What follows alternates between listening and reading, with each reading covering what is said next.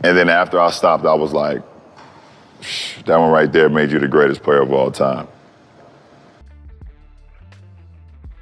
Bro, the longer you talk, the more you pick your own self apart, brother.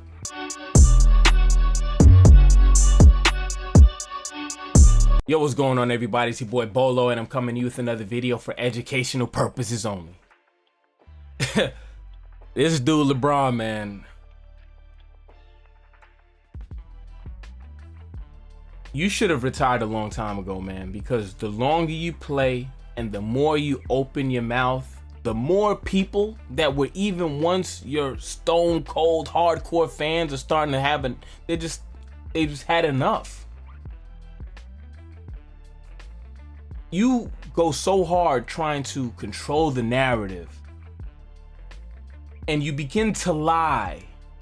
And here's the thing about liars and their lies. At some point, you can't keep all the loose ends tied together. At some point, the lies start to expose each other.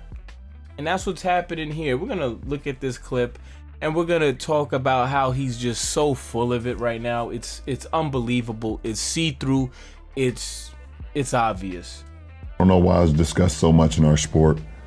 And why it's the all be all of everything. Like, okay, you weren't a great player if you never won a championship. Yeah. It's like, or if you won one, then you can't be in the same conversation with this person. It's like, but that's a great point, because what you're saying is like, no matter what you have, you need more.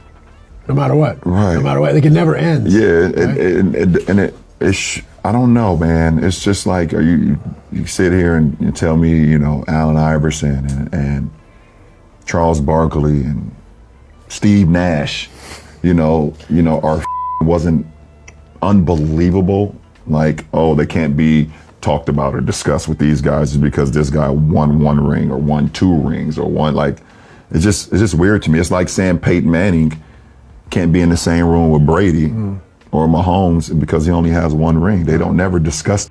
First off, on that last point about Peyton Manning, anyone that knows me knows Peyton Manning is my all-time favorite football player, my favorite quarterback by a mile. And when I was younger and I was a super sports ball fanatic, I would defend that man against Tom Brady to the death, tooth and nail. But here's the fact of the matter. One, he has two rings. But Tom Brady was a better quarterback. I gotta live with that. As my childhood hero, he was not as good as Tom Brady. Not because of talent, not because of skill, but because Tom Brady, when everything was all the chips were on the table, he came through.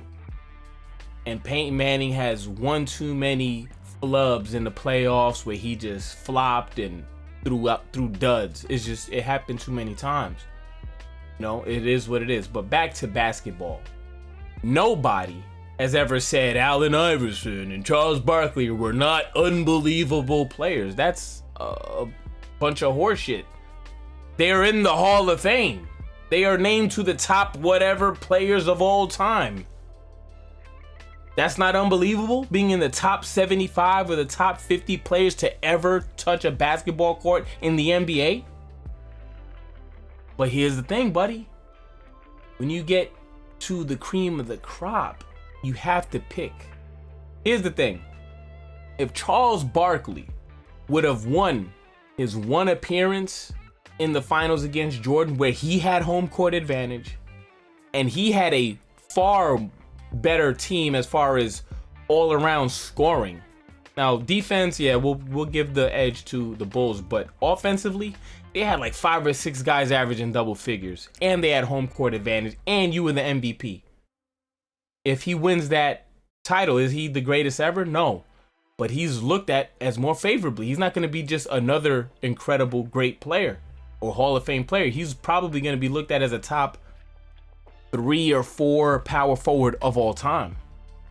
Honestly, he's probably looked at as better than Kevin Garnett if he has that ring against Jordan. Absolutely. Okay? But here's the thing, LeBron. You want to retroactively try and paint rings as a team accomplishment, which it is to a degree. But when you have two great teams with two great players as the lead singer, as the Justin Timberlake of their team, it's up to you guys to decide things. Point blank, period. Unless it's that one-sided, in basketball, you can make that much of it. And if rings didn't matter as much as you want to make them out to be, then why does your whole career show the exact opposite? The path you took through these 22 years show that all you want to do is try and win as many rings as possible. After that 7th year in Cleveland, you went to Miami, not just with Dwayne Wade. I think people could have lived with you and Dwayne Wade a little bit, but it was you, Wade, and Chris Bosh. And you should have had a three-peat of your own, but you shit your pants. You should have had a three-peat because you won 2 after your massive upset because of you sucked. Okay, but here's the real one. Then after that, you went to Cleveland, but you didn't just go to Cleveland back home with Kyrie. Nope, you carried Kevin Love with you, perennial all-star, just finished having a 26 and 13 season. Top 10 in MVP voting. That was your team. Then you went back to LA, had a down year, but you moved pieces around and got Anthony Davis, got your ring.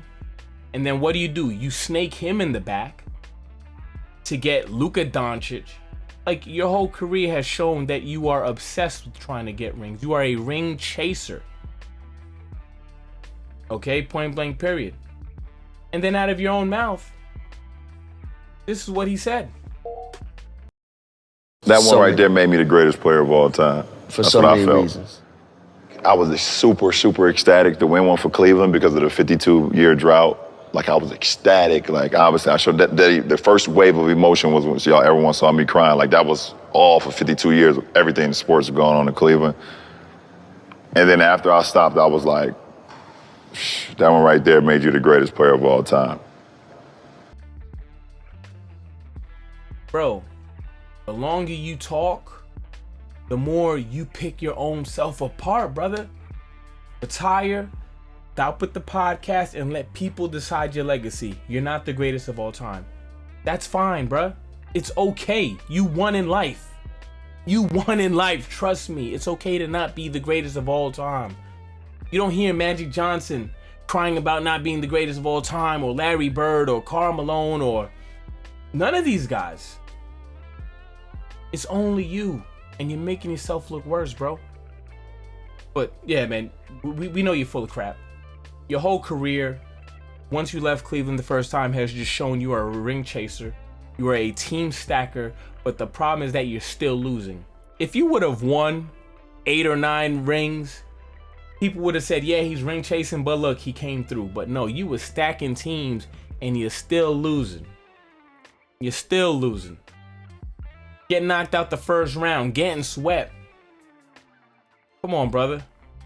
But yeah, man, it is what it is. I just had to talk about it because I couldn't believe this dude really opened his mouth again to just lie out his mouth. It's been, yeah, man, it's crazy. This whole last year, he's first shitting on the whole Miami team, talking about it's not really a big 2 and blah blah it's really a big 3, whatever, and then trying to make Boston a big 4. If they're a big 4, then you were definitely a big 3, brother. Then you had a big 3 in Cleveland. Come on, dude. But yeah, let me know what your thoughts on the comments below.